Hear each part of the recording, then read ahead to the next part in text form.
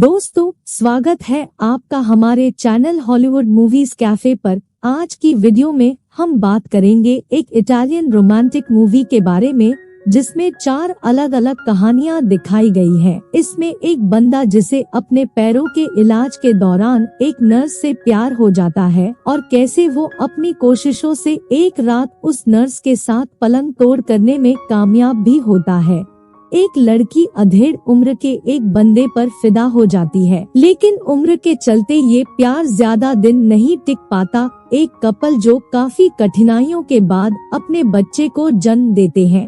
2 बंदे जो कि गैर टाइप के होते हैं, कैसे वो समाज के बंधनों के बावजूद एक दूसरे से शादी करने में कामयाब होते हैं, ये सब देखेंगे आज की इस वीडियो में। दोस्तों, मूवी का नाम भी हम आपको आगे इस वीडियो में बताएंगे, तो चलिए वीडियो शुरू करते हैं।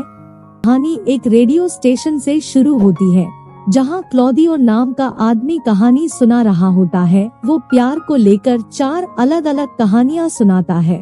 उसकी पहली कहानी निकोल नाम के बंदे से शुरू होती है जो अपनी गाड़ी पर कहीं जा रहा होता है। तभी उसकी गाड़ी का दूसरी कार के साथ एक्सीडेंट हो जाता है। दूसरी गाड़ी को डारियो नाम का लड़का चला रहा था। इस एक्सीडेंट में दोनों की ही टांगे टूट गई थी, जिसके बाद उन्हें कई महीने अस्पताल में रहना पड़ता है। इसी दौरान वे दोनों काफी अच्छे दोस्त भी बन गए थे और मौका मिलते ही वे हॉस्पिटल में मस्ती करने लगते थे, लेकिन हॉस्पिटल का स्टाफ उन्हें ये सब करने से रोकता रहता था और इस बात से उन्हें काफी बुरा लगता था। उन दोनों को यह समझ में नहीं आ रहा था कि वे उन्हें कमरे में बंद क्यों कर रहे हैं, क्योंकि इस तरह तो उनके पैर कभी भी ठीक नहीं हो पाएंगे। वो दोनों इस बारे में बात कर ही रहे थे कि तभी वहाँ एक बहुत ही मस्त नर्स आती है। उसका नाम लूसिया था। वो एक फिजियोथेरेपिस्ट होती है जो कि निकोल के लिए वहाँ आई थी। लूसिया के गदराए बदन को देखकर डारियो को जलन होने लगती है। अब वो भी अपने लिए ऐसी ही एक जवान नर्स चाहता था। लूसिया तो अपना काम बहुत ईमानदारी से कर रही थी, लेकिन इसी बीच निकोल उस पर फिदा होने लगा था और इलाज के दौरान वो उसे निहारता रहता था। फिर वक्त गुजरने के साथ साथ वो लूसिया के ख्यालों में खोने लगा। अक्सर निकोल रात को उसका नाम लेकर चिल्लाने लगता था और उसकी चिल्लाहट सुनकर डारियो डर जाया करता था। वैसे तो निकोल की ऑलरेडी एक गर्लफ्रेंड भी थी जिसका नाम सारा होता है और डारियो इस बात का फायदा उठाता है। वो लूसिया वाली बात सारा से छिपाने के बदले में निकोल से कुछ पैसे भी ऐंठ लेता था। वैसे तो निकोल भी सारा को धोखा नहीं देना चाहता था, लेकिन काफी कोशिशों के बाद भी वो लूसिया को अपने दिमाग से निकाल नहीं पा रहा था।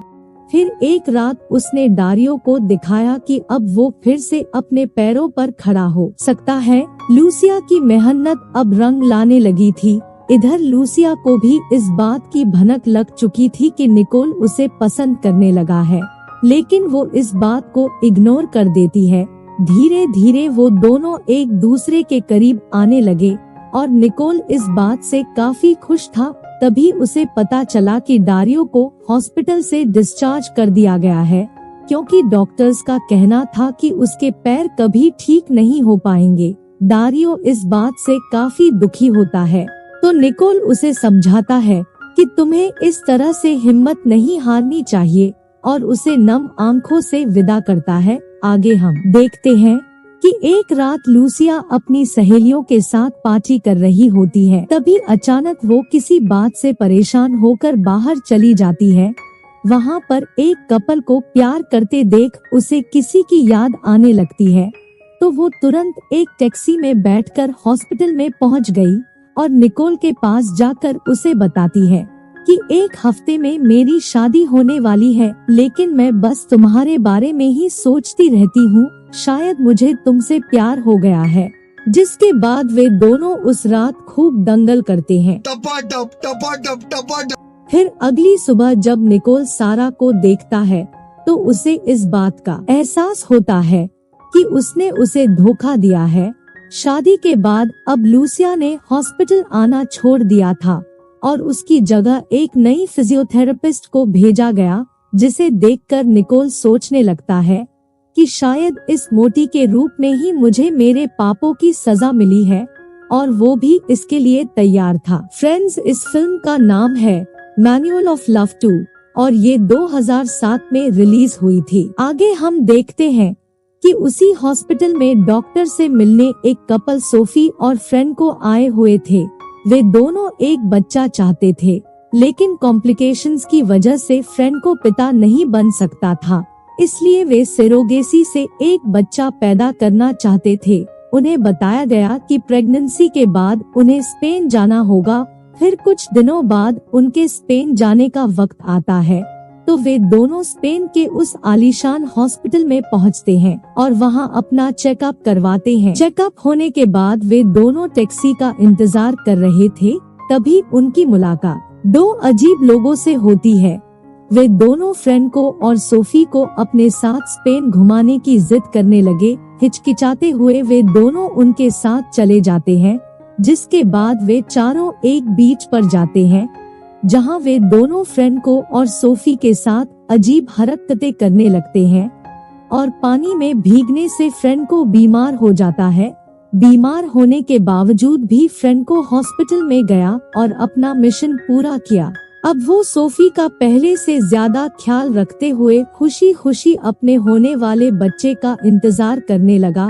फ्रेंड को हमेशा से एक बेटा चाहता था और इसलिए वह अपने बेटे के सपने देखने लगा। फिर कुछ महीनों बाद उन्हें बताया गया कि उन्हें बेटी होने वाली है।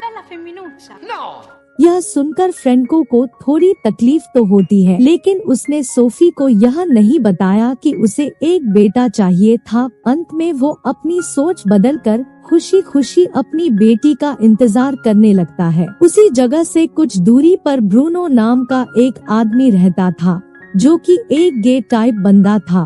ब्रूनो के बॉयफ्रेंड का नाम लियोन होता है, जिसे उसने अपनी बहन एलेना की शादी में भी बुलाया था, लेकिन ब्रूनो के डैड अपनी पुरानी सोच की वजह से उसे अपनाना नहीं चाहते थे।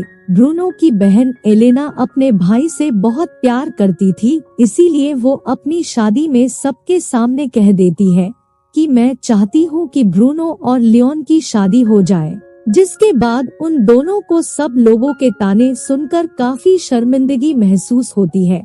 ब्रूनो के डैड उसे कहते हैं कि तुम दोनों साथ तो रह सकते हो, लेकिन शादी नहीं कर सकते, और अपने बेटे को खूब खरी खोटी सुनाते हैं। इस घटना के बाद उन दोनों में झगड़ा होने लगता है, क्योंकि वो इटली में रहकर कभी एक दूसरे से शादी नहीं कर सकते थे। देखते ही देखते दोनों की बहस काफी बढ़ने लगती है और एक दिन ब्रूनो नाराज होकर वापस अपने पिता के घर चला जाता है। वहाँ उसकी बहन एलेना भी अपने पति से झगड़ा कर आई हुई थी, तो दोनों भाई बहन अपने बचपन की यादें ताज़ा करने लगते हैं। उधर लियोन को बेहतर महसूस करवाने के लिए उसकी एक फ्रेंड माया उसे कंफर्ट दे रही थी। फिर कुछ देर बातें करने के बाद ब्रूनो वापस अपने घर लौट आता है, लेकिन वो दरवाजा नहीं खोल पा रहा था, तो वो वहाँ मौजूद कुछ लड़कों से मदद मांगता है, लेकिन गे होने की वजह से वे लड़के उसे पीटना शुरू कर देते हैं, जिसके बाद उसे हॉस्पिटलाइज करना पड़ता है। जब ये बात लियोन को पता चलती है, तो वो दौड़ता हुआ हॉस्पिटल पहुंचता है। फिर वे दोनों एक दूसरे से माफी मांगते हैं और उनका झगड़ा सुलझ जाता है, जिसके बाद वे दोनों स्पेन जाकर शादी करने का फैसला करते हैं। आगे हम देखते हैं कि वे दोनों स्पेन तो पहुंच जाते हैं, लेकिन देर से आने के कारण उनके गवाह चले गए थे, जिसके बाद वे हर आने जाने वाले को गवाह बनाने के लिए मनाने लगते हैं ताकि उनकी शादी हो पाए। काफी कोशिश करने के बाद लिली नाम की एक लड़की मान जाती है, जिसके बाद उनकी शादी हो जाती है। उनका प्यार देखकर लिली को भी समझ आता है कि सच्चा प्यार कैसा होता है। जल्दी ही लिली की लाइफ में भी एंटोनियो नाम का एक बंदा आने वाला था, जो कि रोम के होटल में एक वेटर का काम करता था। वो अपनी शादीशुदा लाइफ से खुश नहीं था। तभी एक रात उसकी मुलाकात लिली से होती है और वो बिना वक्त गवाए लिली को पटाने में लग जाता है। धीरे धीरे दोनों की दोस्ती गहरी होने लगती है। फिर एक रात दोनों चोरी छुपे छत पर मिलते हैं, लेकिन अचानक किसी के आने की आहट सुनकर उन्हें छुपना पड़ता है। तभी एंटोनियो देखता है कि उसकी बेटी अपने प्रेमी के साथ वहां आई है, जिसे देखकर उसकी सिट्टी बिट्टी गुल हो जाती है। जिसके बाद एंटोनियो को बचाने के लिए लिली उनसे कहती है कि मैं यहाँ अपने प्रेमी के साथ मजे करने आई हूँ। उसकी बात मानते हुए वे दोनों वहाँ से चले जाते हैं और फिर वे दोनों पहली बार टपाटप करते हैं। इसके बाद वे रोज छत पर मिलने लगे और जहाँ उन्हें मौका मिलता वे प्यार करने लगते। फिर एक दिन एंटोनियो अपनी पत्नी को लिली के बारे में बता देता है, लेकिन उसकी पत्नी को इस बात से कोई फर्क नहीं पड़ता। एंटोनियो ये समझ नहीं पा रहा था कि धोखा खाने के बावजूद भी उसकी पत्नी उसके साथ क्यों रहना चाहती है। तो इस दुविधा में एंटोनियो खुद ही घर छोड़कर चला जाता है और अब वो लिली के साथ रहने लगता है। लेकिन फिर धीरे धीरे एंटोनियो को ये एहसास होता है कि उन दोनों की जिंदगी में बहुत फर्क है और बढ़ती उम्र की वजह से वो लिली को संभाल नहीं पा रहा था।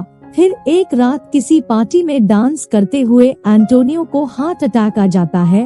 अगली सुबह जब लिली उससे मिलने हॉस्पिटल में आती है तो एंटोनियो उसे कहता है कि हमें ये रिश्ता खत्म कर देना चाहिए, हम सिर्फ अच्छे दोस्त बन सकते हैं, इससे ज्यादा और कुछ नहीं।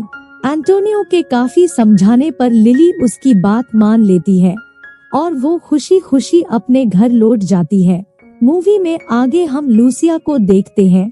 लूसिया ने उसी बंदे से शादी की थी जो रेडियो पर ये कहानी सुना रहा था। दरअसल लूसिया ने अपने पति को निकोल के बारे में सब बता दिया था और उसी शो के जरिए ही एंटोनियो अपनी कहानी भी बता रहा होता है। वो बताता है कि मैं किसी से उतना प्यार नहीं कर सकता जितना मैं अपनी पत्नी से करता हूँ। और इसी के साथ ये फिल्म खत्म हो जाती है।